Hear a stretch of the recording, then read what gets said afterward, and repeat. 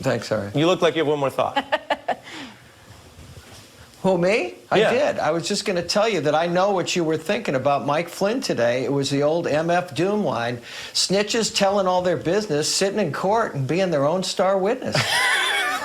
You're making me look really bad with my rap lyrics. First of all, Thanks, Lupica for the win. FTW, as the kids say.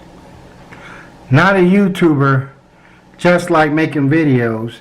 And this here is going to be the definitive MF Doom tribute video. Rest in peace, Doom.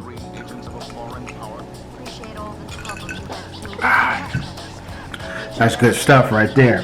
Now I've been watching a lot of Doom, a lot of these videos, tributes, or kind of like eulogies of these guys breaking down MF Doom, Daniel Dumal's career, and there's so much that they get wrong, and there's so much vital information that they leave out. And some of these videos are from channels representing, big companies like Hip Hop DX. But here, I'm going to do one. Now, take it from a long-time MF Doom fan and a fan of KMD. Now, Doom is a London-born artist.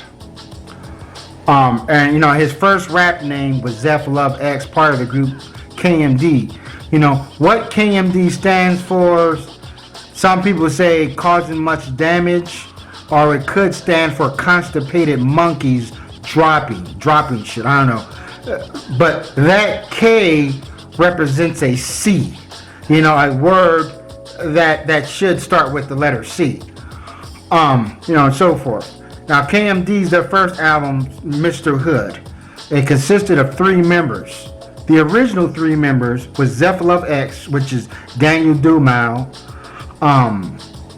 Sub Rock, and a guy named Rodan. But we all know when a rap group first initiates itself to when they finally get a record deal is a journey. So by the time they signed a contract or whatever, Rodan was out the group and he was replaced by a rapper by the name of Onyx the Birthstone Kid. Yeah, Onyx, not to be confused with the whole rap group called Onyx. The first album was alright, but I always felt that KMD, their style was mismatched. They didn't really have a signature style. They didn't take off like groups like DOS Effects or A Tribe Called Quest. And what really put them on the spot was Zeph Love's X verse he did with on the third bass song Gas Face. A special appearance by KMD's Zeph Love X. A gas face. Can either be a smile or a smirk when a pair's a monkey wants to work was clockwork. Turning is good to the rim of my cup. Don't tempt me, you're empty. To fill her up. And of course, Gas Face was a song that was notorious for dissing MC Hammer. Now the song wasn't an MC Hammer diss; they just dissed him, And that's what they didn't know. Third Base didn't know MC Hammer was about that life. Supposedly MC Hammer is gang affiliated and was trying to put a hit on Third Base and so forth. But Daniel Dumal, Zeph Love S, I think he probably went by unnoticed. Now, their first album, they had some slappers on their first album, Mr. Hood. They had that song, Who Me, another song called Soul Flexion, which is dope. And there was a Peach Fuzz. Peach Fuzz, that was like, their biggest song.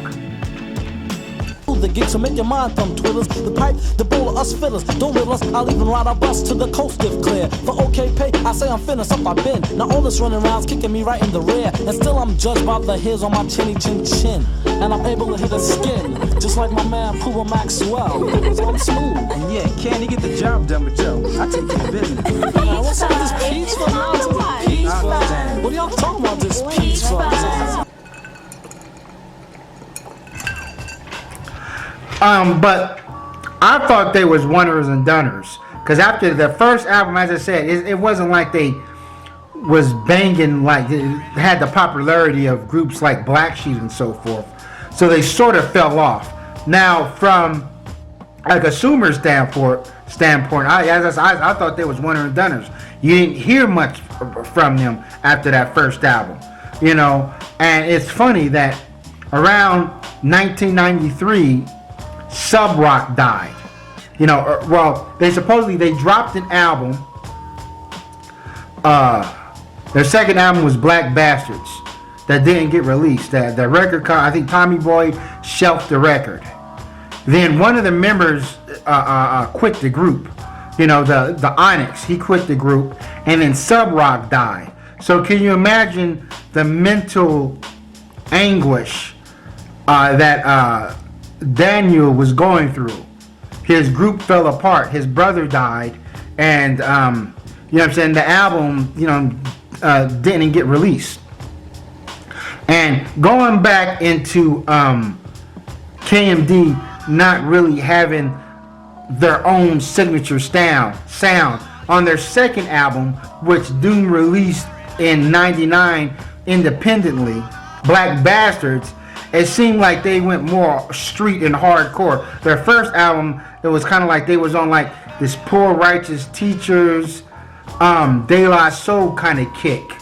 But their second album, they was sounding like Black Moon or Smith and Wesson. They was sounding like members from the Boot Camp clique, you know, with songs like I got my Get You Now, We're Going to Get You Now. I got my Get You Now, We're Going to Get You. When I got the flame out, I'm picking up a drunk and the liquor store came out 'cause my Rex do. Fuck with my money, I'm a dead Jew, and you can tell the accent's accent you, and he meant to cut your throat. And then your last rough weight, I got a bullet for your ass with your name and your top date, nigga. That's my guy. I got my Get You Now. I got my Get You Now. I got my Get You Now. I got my Get You Now. Get You Now. My Get You Now was slang for gun. When he says, I'm sticking up the drunk and the liquor store, he came out because my rent's due. You know, it's still a dope album, but it just seemed like they had to find themselves because now they on some hard. I'm not saying they were like NWA, that level of just hardcore and disrespecting, talking about killing women and shit, like, or some hardcore stuff, but it was definitely more street than their first album. So, but it's funny that in 1994, there was a rap group called Hard to Obtain. You know, also went by the name of H2O. They dropped an album called Ism and Blues, which is a dope album. If you can find them, it's a dope album. Hard to Obtain was also Oneers and Doners. You know, after their first album, you didn't hear nothing about them. You know, they made the song, if you remember, L.I. Group. Bust the move with the L.I. group. Bust the move with the L.I. group.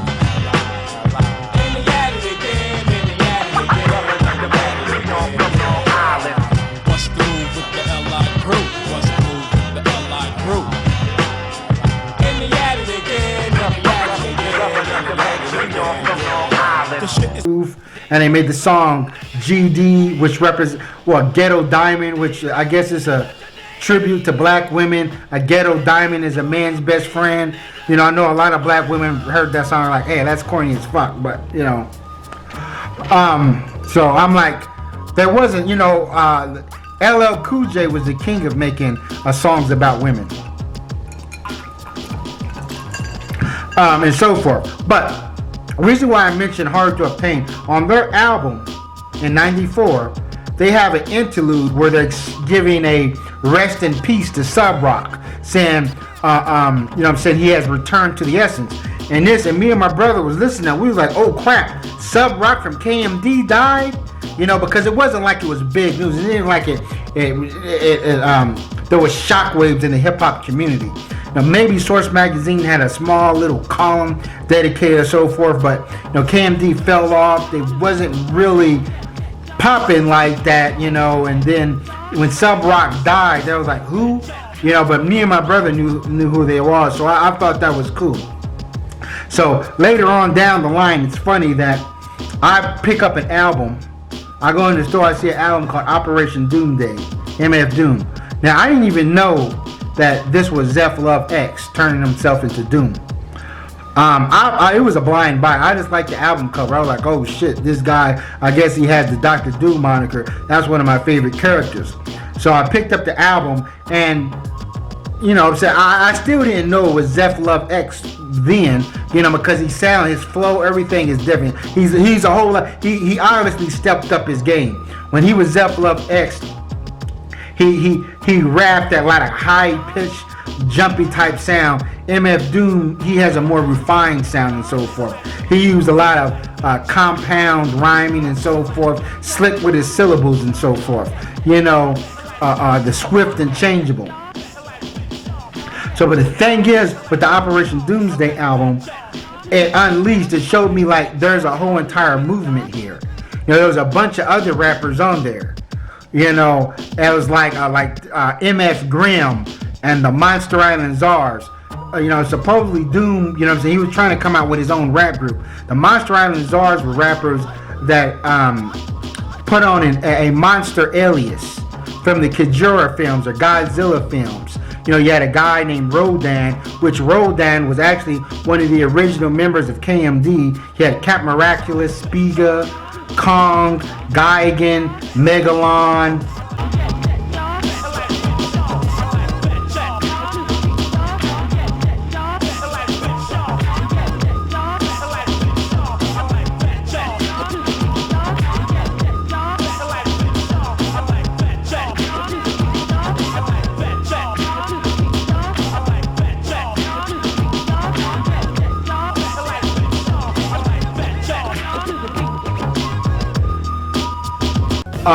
King Caesar, and some others, man. But these guys were pretty. These guys were spitting, you know. And I said, and then MF Doom also went by the moniker of King Ghidra, you know, the three-headed golden dragon.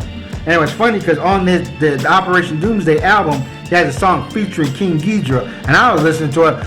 I was like, man, they sound the same. This King Ghidra guy sounds just like Doom, you know. But yeah, they were just.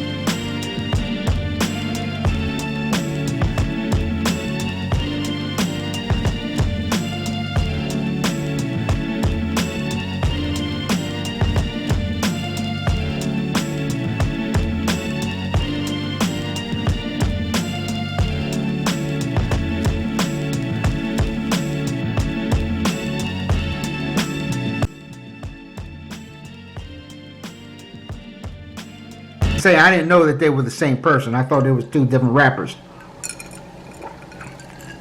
So that album came out. You know what I'm saying? It created quite a buzz. You know what I'm saying? It got his name out there, and it was pretty impressive for that album to do what it did with really no budget, no commercial flair or whatever, no radio hits and shit like that. And you got to figure Doomsday album. I think. MF Doom dropped the King Ghidra album, you know, which was part of the Monster Island Czars movement. The King Ghidra album was all right. I was sort of disappointed. First of all, Doom is not on a lot of songs on that album. You had some members of the Monster Island Czars, and you had compilation album and so forth.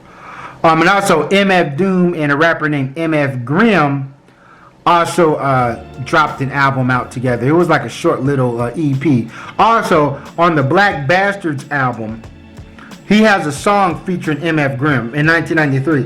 MF Grimm, at the time, went by the name of the Grim Reaper, and he was vicious. The Grim Reaper, supposedly this guy, MF Grimm, he was on his way of getting a record deal. He was known as just a battle champion, eating people up. MF Grimm's verse on that Black Bastards album was better than anything on that album, you know, because Grim Reaper was just simply a better rapper than Zeph Love X. But I would say MF Doom is a better rapper than MF Grimm. You know what I'm saying, if you get where I'm saying at. But MF Grimm had a lot of potential. He was supposed to come out in '93 and so forth, had a lot of potential. But he actually got shot.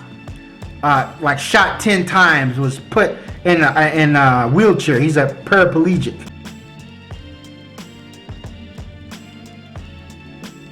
But really what gave MF Grimm a little bit of mainstream notoriety was the Mad Villain album. with him and Madlib. On that album, people say that's his best album. I think Operation Doomsday is, but that's his dope album. But what confused me about that album was like, I was saying to myself, why wasn't MF Grimm or the Monster Island Czars on this album? But then later I find out MF Doom got beef with Grimm and the Monster Island Czars. Now the Monster Island Czars released their album called Escape from Monster Island. But MF Grimm and MF Doom were still members. MF Doom, as King Ghidra, only has one song on that album. One song. But that album was vicious. It was like you got 9 members there, 10 members. It was vicious. I'm like, we're talking about bars on top of bars. To me, that is one of the most lyrically dense albums you can come by. Scallywag, bally spag, box with a Glock in it, rocking it, rocks with a plastic bag, knots in it, Cali flag dropping it, tinted whips with cops in it, somebody's bag, try not to hop in it, dash down the alley fast, somebody profit it, that's the hot biscuit box, quick fast, watch the whip scratch, valley bad, the car stops with the cops in it, daddy swags rip, hop in the hot whip, not in the rap hot shit, toxic, pocket it, knots, I spit it, when the drops get it, and we'll chop rocks on dishes, I got this, I was wicked, pocket sausage, as soon as you drop it, rocket time, you talking to yourself again, stop it, you in the back blocks with knots in your socks, in a minute, now sit it, not sick, to this, I got you nodding like you slobbing it, bouncing up and down like you riding my dick, watch this. And it's Monster Island Czar album is very expensive. If you want to get a copy, you can download it, on Amazon. But if you want a physical copy, it's very, very expensive. And so forth. So now we go into the Victor Vaughn album. Now on Hip Hop DX or whatever, they claim, they did a poor job explaining the difference between MF Doom and Victor Vaughn. They're the same person, but their albums are different.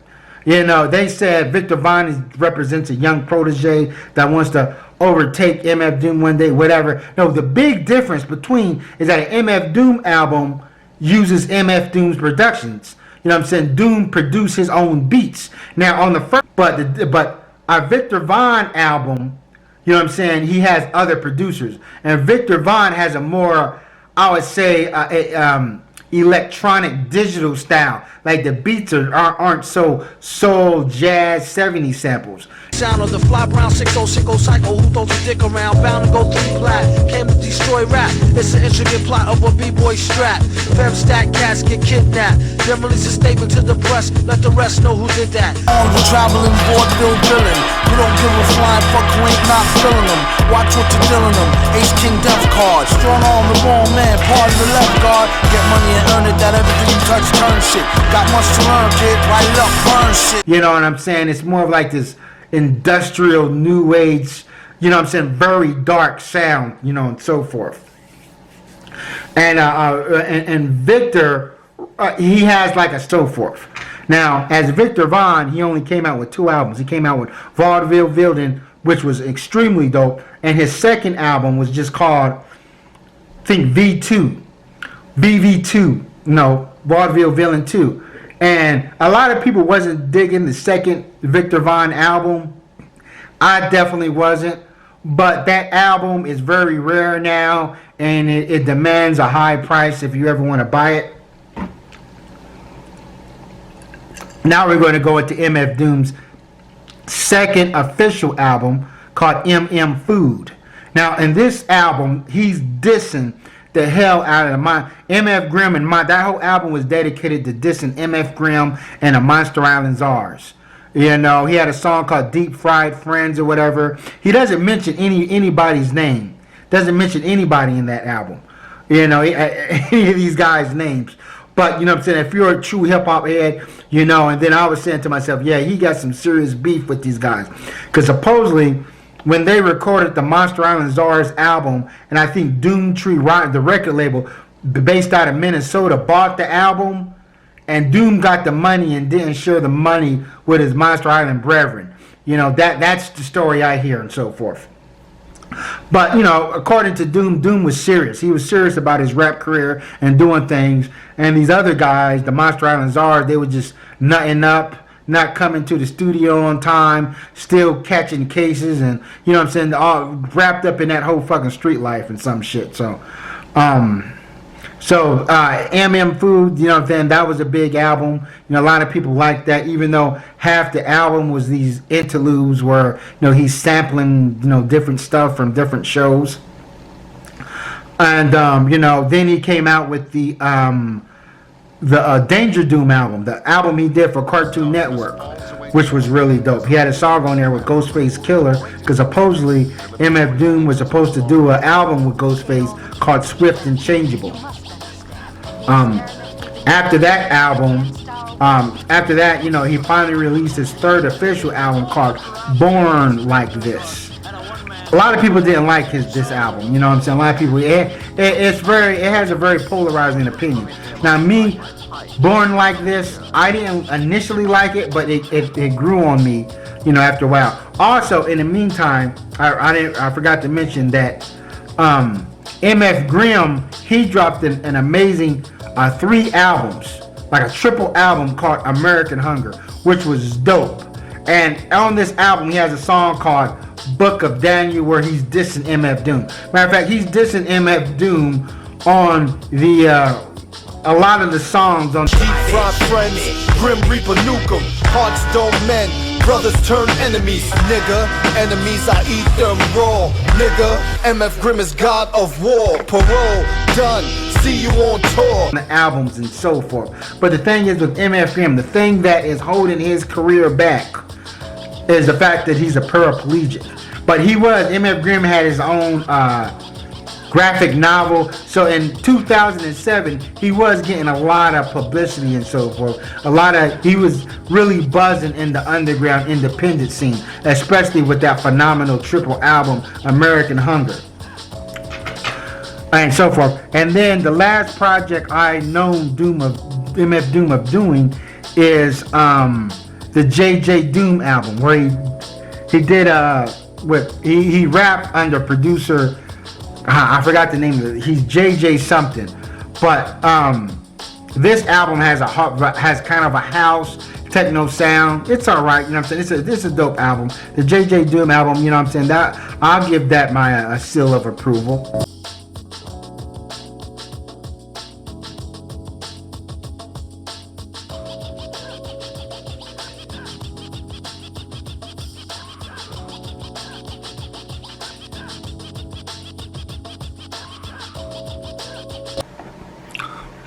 Yeah, and I want to say one more thing before I leave. And you know, in these last decade or so, Doom was allegedly, his health was allegedly in decline, and so forth. And Doom has lost a whole lot of weight. Now here's a picture of him supposedly that he was officiating, I guess that's the word, a wedding. I guess that's the word, a wedding. Supposedly, like for instance, there used to be Doom used to do shows, but Doom wasn't at these shows, these events, or so forth. He had somebody stand in his place, but rock the mask. The Doom imposters, and this, like somebody can say they were just the Doom bots if you follow the Dr. Doom comic books. Doom, he said something of some mumbo jumbo about how he can do a show without officially being at the show. I think it's just his aura and his spirit when you see the mask and the music playing and so forth. But some people stated that because of Doom's declining health, the reason why he couldn't get out there and go on tour, or some people say he was just being lazy and ripping people off and so forth.